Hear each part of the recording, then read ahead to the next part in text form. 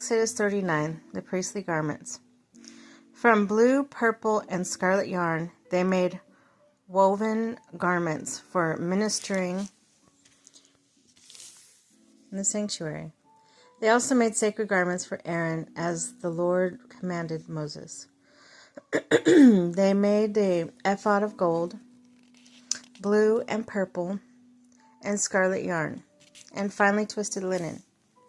They hammered out thin sheets of gold and strands to be worked into the blue, purple, and scarlet yarn and fine linen, the work of the skilled hands. They made shoulder pieces for the ephod, which were attached to two of its corners so that it could be fastened. Its skillfully woven waistband was like it, one piece with ephod and made with gold, and with blue, purple, and scarlet yarn, and finely twisted linen. The Lord commanded Moses. As the Lord commanded Moses. They mounted the onyx stones in gold filigree settings, and engraved them like a seal with the names of the sons of Israel. Then they fastened them on the shoulder pieces of the ephod as a memorial stone for the sons of Israel, as the Lord commanded Moses. The breastpiece. They fashioned the skilled breastpiece, the work of a skilled craftsman. They made it like ephod of gold, of blue, purple, and scarlet yarn, and finely twisted linen. It was square, a span long, and a span wide, and folded double. When they mounted 4 rows of precious stones on it. The first row was carnelian, chrysolite, and beryl. The second row was turquoise,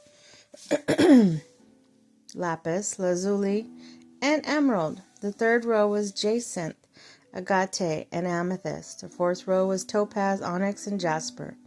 They were mounted in gold filigree settings. There were 12 stones, one for each of the names of the sons of Israel, each engraved in a seal with the name of one of the 12 tribes. For a breastpiece, they made braided chains of pure gold like a rope.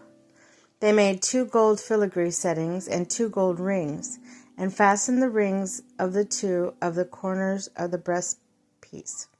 They fastened the gold chains to the rings of the corner of the breastpiece, and the other ends of the chains to the 2 settings, attached them to the shoulder pieces of the ephod at the front. They made 2 rings and attached them attached them to the other 2 corners of the breastpiece in the inside edge next to the ephod. Then they made 2 more rings and attached them to the bottom of the shoulder piece on the front of the ephod, close to the seam just above the waistband of the ephod. They tied the rings of breastpiece to the rings of ephod with the blue cord connecting it to the waistband, so that the breastpiece would not swing out of the ephod, as the Lord commanded Moses. Now the priestly garments. They made the robe of ephod entirely of blue cloth, the work of a weaver, with an opening in the center of the robe, with the opening like the opening of a collar, and a band around the opening so that it would not tear. They made pomegranates of blue, purple, and scarlet yarn, and finely twisted linen around the hem of the robe. And they made belts of pure gold, and attached them around the hem between the pomegranates. The bells and pomegranates alternated around the hem of the robe, to be worn for ministering, as the Lord commanded Moses. For Aaron and his sons they made tunics of fine linen, and works of a weaver, and the turban of fine linen, the linen caps, and the undergarments of finely twisted linen. The sash was made of finely twisted linen and blue, purple, and scarlet yarn, the work of an embroiderer, as the Lord commanded Moses. They made the plate, the sacred emblem, out of pure gold, and engraved on it, like the inscription on the seal, "Holy to the Lord." Then they fastened a blue cord to it to attach it to the turban, as the Lord commanded Moses. Moses inspects the tabernacle. So the work on the tabernacle, the tent of meeting, was complete. The Israelites did everything just as the Lord commanded Moses. Then they brought the tabernacle to Moses, the tent and all its furnishings, its clasp frames, crossbars, pots, bases, the covering of ram skins dyed red, and the covering of another durable leather, and the shielding curtain, the Ark of the Covenant law, with its poles and the atonement cover, the table with all the articles, and the bread of the presence, the pure gold lampstand with its rows of lamps, and all the accessories, and the olive oil for light,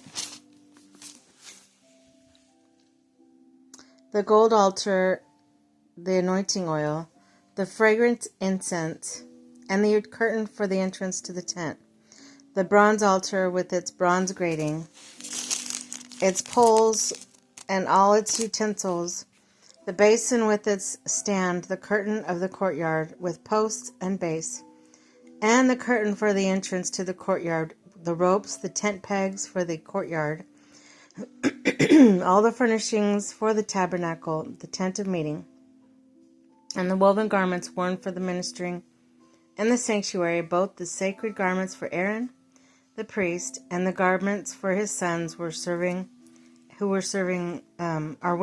as priests. The Israelites had done all the work just as the Lord had commanded Moses. Moses inspected the work and saw that they had done it just as the Lord had commanded, so Moses blessed them.